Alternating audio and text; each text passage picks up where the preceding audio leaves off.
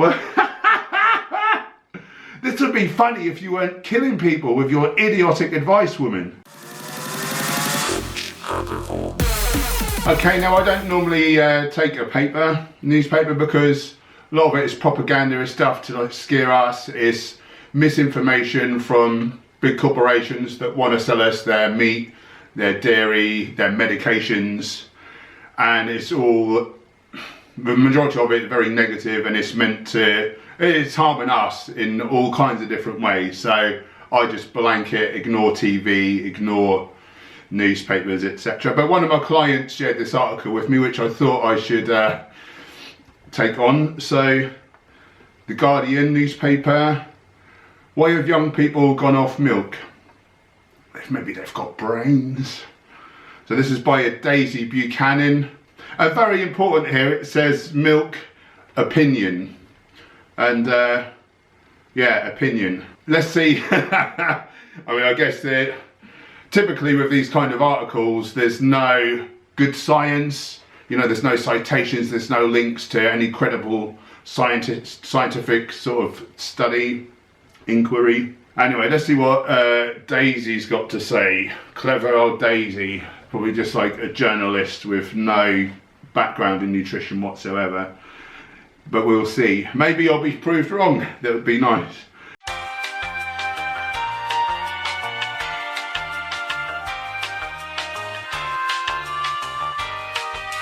The dairy-free trend has made drinking cow's milk seem worse than smoking. Where is she getting that from? However, I will say, it's got to be right up there. Maybe it is. I wouldn't want to do either. So smoking obviously gives us lung cancer, we know. Elevated LDL cholesterol above about 50 to 70 milligrams per decilitre is the only critical risk factor for heart disease. This is according to the American College of Cardiology, the American Journal of Cardiology, two of the most respected authorities in the world on heart health. You know, it's what they do. And that's saying it's totally avoidable if LDL is low enough. One of the main things to raise our LDL is saturates. The main contributor of saturates in most people's diets is dairy. So yeah, it's not wrong really. It's not wrong. Anyway, she goes on, yet restricting foods from our diet damages our brains as well as our bodies. Right, so who is this woman? What are her credentials? And she's claiming that restricting foods from our diet damages our brains as well as our bodies. I hope there's some data in here to back this up and it's not mere conjecture, and then she's risking people getting heart disease because she's promoting dairy like a buffoon.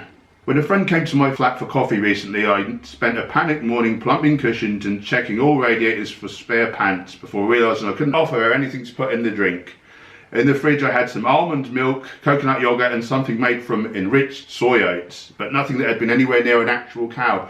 Well, you'd have been doing her a good favour, wouldn't you, by not putting bovine lactations in a lovely plant-based drink made from beans, which is a health promoting thing. So almond milk goes lovely in coffee, enriched soy oats. I don't know what that is. If it's got oat milk in it, that's about the best thing to put in your coffee. So you could have just done alright with those enough.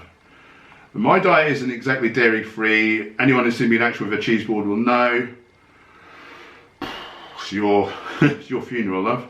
Just a lazy, unchallenged assumption that it's better for me when it's made from nuts or oats and costs 5 times more than the standard sort. Why have you spent like 5 times as much 2 times on stuff in your fridge? Crazy. Lazy, unchallenged assumption. Well, let's think about this. Nuts and a whole grain, they deliver heart protective compounds, whereas milk is terribly bad for your heart. So you don't really have to spend too long thinking about it or researching it to realise you were onto a good thing actually. As for being 5 times the price, nah. You can make your own for next to nothing. You can get cheap soy milk and things for, you know, no more than the price of cow's milk.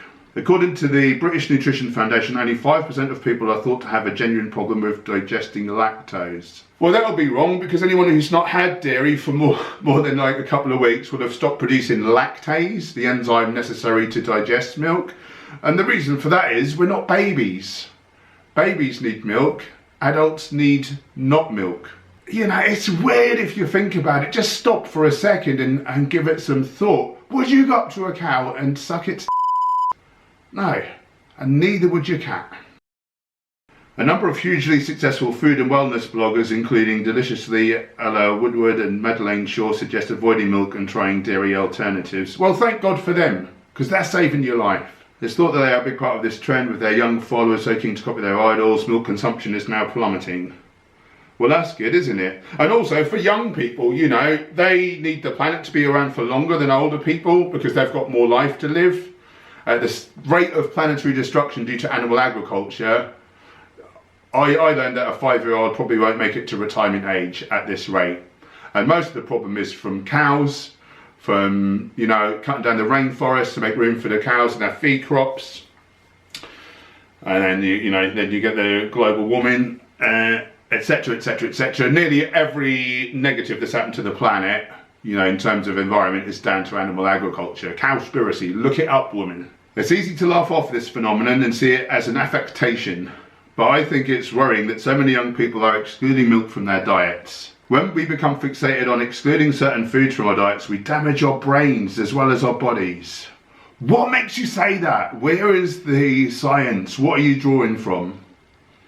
A healthy diet features everything in moderation, and there's a place for broccoli and brownies.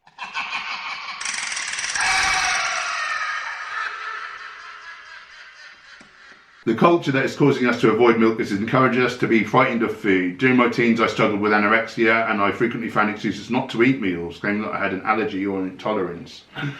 I'm no expert on, eating disorders, and I don't want to say anything out of turn. But what I will say is, if you eat whole plant foods, which is what our bodies are designed for, like, it's just so easy to maintain a healthy weight, good brain chemistry, and be in a good place, and physically and mentally.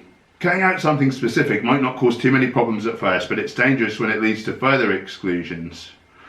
Well, yeah, I cut out all animal products, and I cut out all gluten, and my eyesight's twice as good. I've no more tendinitis, I've no more hay fever, I have more energy, I recover quicker from exercise.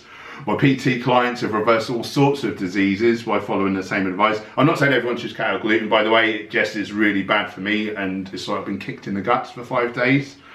But I've had enough of a myriad of benefits. So have my clients, and I've had a couple of blood tests done, and I check on chronometer, and I smash every micronutrient. Find me an average omnivorous eater that gets a fraction of the nutrition I have. Well, that's all they do get, is a fraction of it. A Harvard study in 2015 found that increasing the variety of foods we eat is associated with a lower risk of being overweight.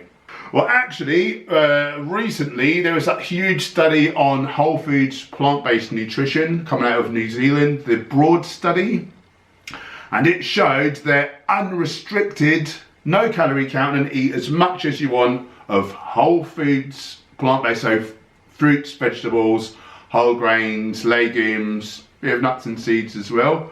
They actually dropped weight, eating unlimited calories, eating whatever they wanted.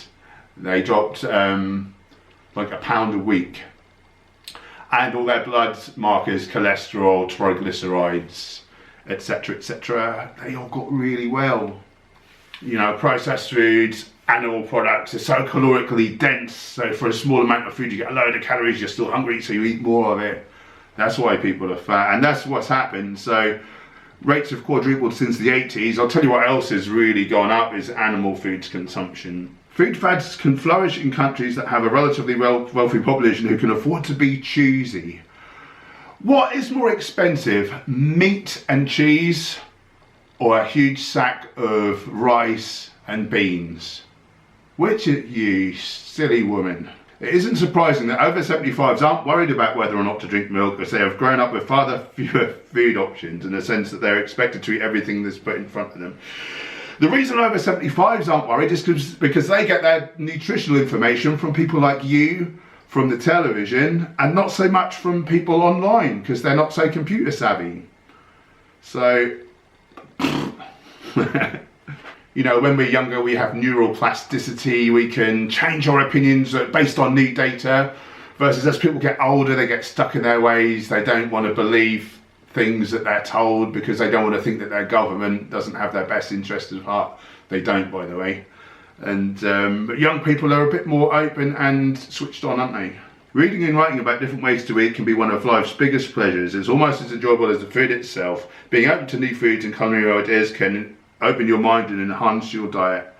Yeah, so since I've been vegan, I've cut out chicken, tuna, eggs, milk. They're the kind of main kind of staples I was eating. I've eaten over 500 different nuts, seeds, grains, fruits, vegetables. Every time I see something new, I try it. And yeah, I really agree. It's really good for your mind, really good for your palate. And it just enhanced my diet because I'm not putting in saturated fat, cholesterol, trans fats, hormones, blah, blah, blah, the list goes on. The milk-free trend isn't making us healthier or happier. Are you sure? What is it in milk that we can't get from plant-based foods? What do cows magically produce and put into that milk that we need for health? Or the calcium, does that come from greens, from the grass they eat, you know? It's a bit like eating mud because I want the water.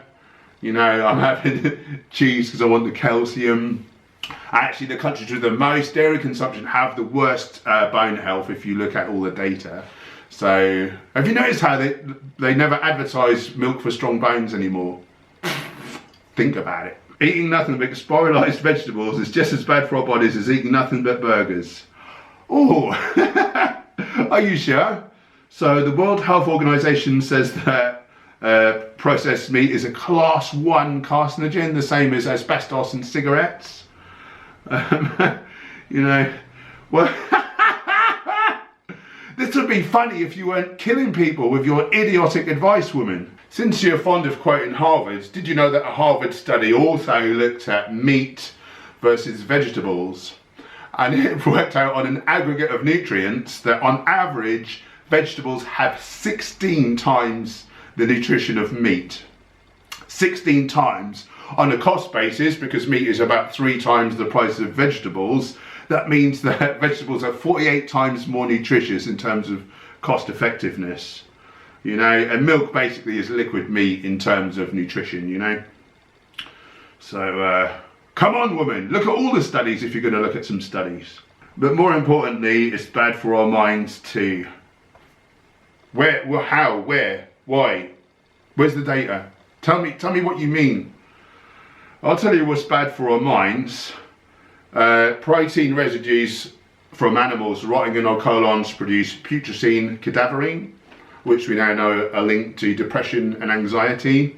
Cresol also, which damages our DNA irreparably, and that inhibits our function, our ability to produce myelin, which is a sheath that wraps around your nerve fibers in your brain, your nerve cells. So it's like the insulation on a electrical cord. It's like the rubber insulation. And so then you have misfires. So there's your Alzheimer's, it's one mechanism. We now know that LDL cholesterol, as well as causing coronary heart disease, also causes amyloid plaques to form in our brains. Again, there's your Alzheimer's.